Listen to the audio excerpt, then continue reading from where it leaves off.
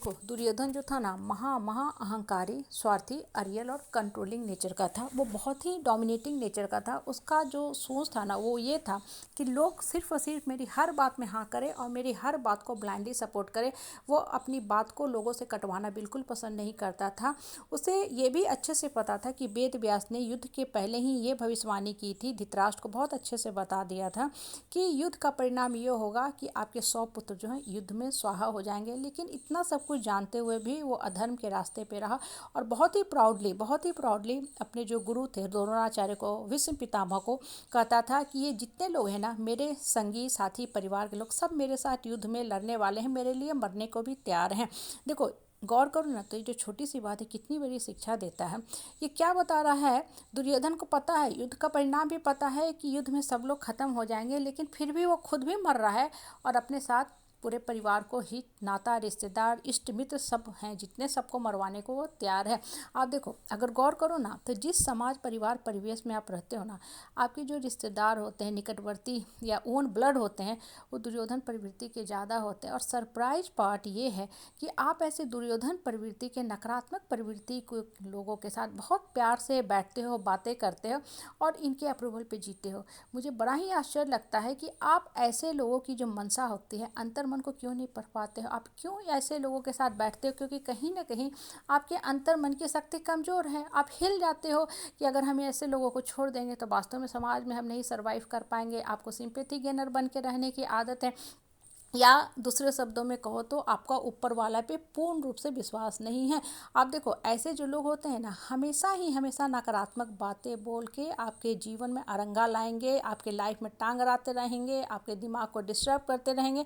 आप किसी भी सही डिसीजन पे नहीं पहुंच पाओगे जब तक आप ऐसे लोगों से जुटे रहोगे। और ऐसे लोगों की मुख्य मंशा यही होती है कि आप जीवन में कभी भी ना उठो। देखो, इंसान जीवन में तब उठता है जब मन टूटता है, और मन जब टूटता है तो मन खुलता है, मन ऊपर वाला से जाके जुड़ना शुरू होता है। मतलब मन एकाग्रचित हो जाता है, एक सेंट्रलाइज फोकस पॉइंट पे स्थिर हो जाता है कि हे भगवान, अब तू मुझे शक्ति दे, जीवन के दुख दर्द कष्ट कलेश संताप से मुझे निकलना है, इस भव सागर से मुझे निकालने में मदद कर। लेकिन आप करते क्या हो?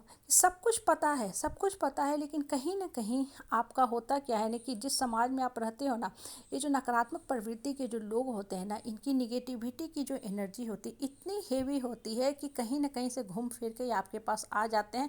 और देखो, जब ये आते हैं ना, तो ये अकेला इंसान बन के नहीं आते हैं। इनके साथ इनसे जुड़ी जो जीवन की 100,000 जितनी घटनाएं होती है, सब आपके दिमाग में बहुत तेज़ी से दौड़ने भागने लगती है। और इन द मीन टाइम होता क्या है कि आप वास्तव में लाइफ के जो मुख्य पथ हैं उससे विचलित होने लगते हो। आपको लगने लगता है कि हाँ, वास्तव में जीवन बोझ है, लाइफ मीनिंगलेस है, हम कैसे कर सकते हैं? क्योंकि ये इस तरह के जो लोग होते हैं ना, दुर्योधन प्रवृत्ति के लोग, सिर्फ और सिर्फ हमेशा यही इनकी टेंडेंसी होती है, यही इनके अंतर मन की इच्छा होती है कि हम लोगों के ऊपर चढ़ के रहें और लोग सिर्फ और सिर्फ सेवक बन के मेरी सेवा करते रहें। इस तरह के लोग कभी नहीं चाहते हैं कि आप जीवन में ग्रो करो, आप उठो। क्योंकि जब आप ग्रो करने लगोगे, उठने लगोगे, तब इनका दासी या गुलाम बन के कभी भी सेवा नहीं करोगे। देखो, सेवा कौन करता है? जो इंसान कहीं न कहीं से कमज़ोर होता है, फाइनेंशियली कमज़ोर होता है, मानसिक रूप से कमज़ोर होता है, या शैक्षणिक रूप से कमज़ोर होता है। दूसरे लोगों की छत्र छाया में ना चाहते हो भी हाँ में हाँ मिलाना पड़ता है, चाटुकरी चापलूसी चमचई करना पड़ता है।